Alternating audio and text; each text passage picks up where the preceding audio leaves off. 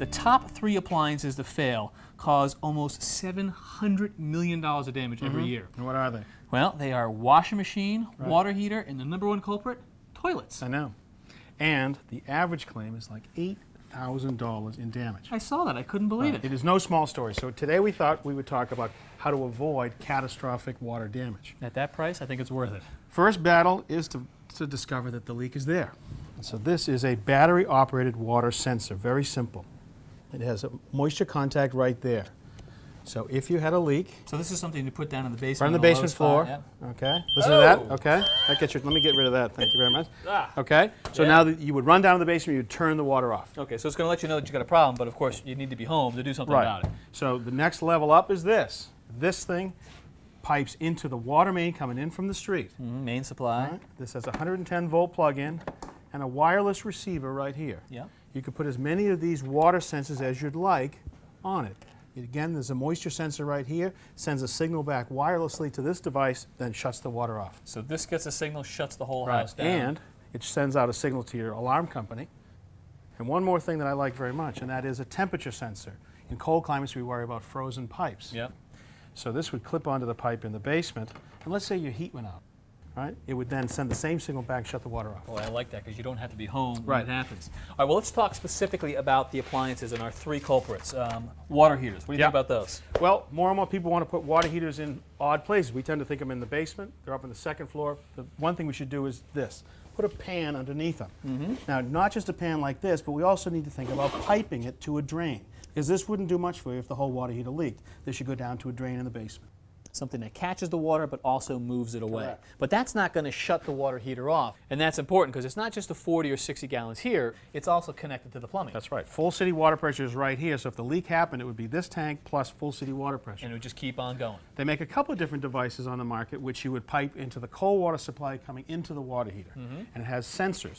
Now these would be mounted down at the base of the water heater. This is one that has a float, and it would lift and shut the valve off. Yep. And this one has a moisture sensor that would sit down here again, and it would shut the valve off. So you'd lose the water in the tank, but you wouldn't have it keep flowing out of there. But you need to sense the water so that you either need to have one of these pans underneath it, so you create a little reservoir, or you can install one of these. This is a pretty interesting dam you can install right around the unit.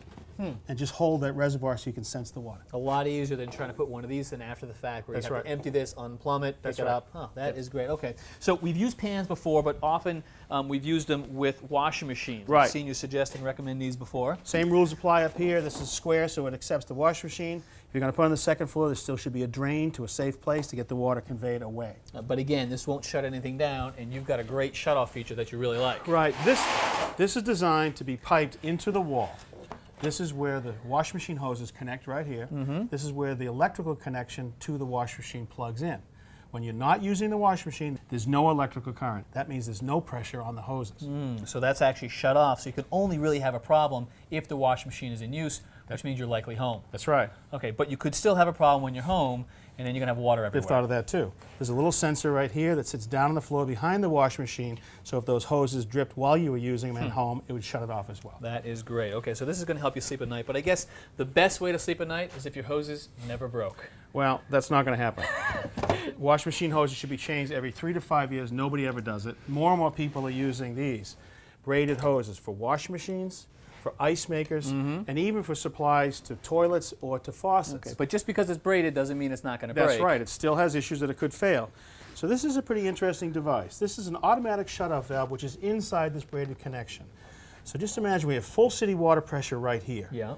And now it comes through this little metering device right here inside. Yeah. So now imagine that we're taking 2 gallons a minute out here. Because you've opened up the faucet. Right. As long as that happens, everything's fine.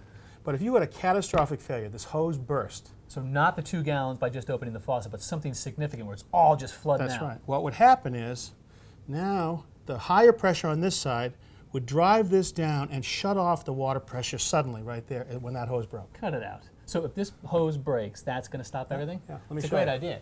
Let me show you. Really? Come on. Here we have a lavatory. Okay, so here's our water coming out, okay? Yep. So we got full pressure. Right. So now I'm going to shut this off. So we now have full city water pressure right to here. Yeah. Now, if this was a regular hose and we cut it, we'd flood the whole place. it would just keep going. We have a big mess. You on ready? our hands. You're going to cut this. I am going to cut this. Right now. Right now. Ready? So here we go. Oh, I hope this works.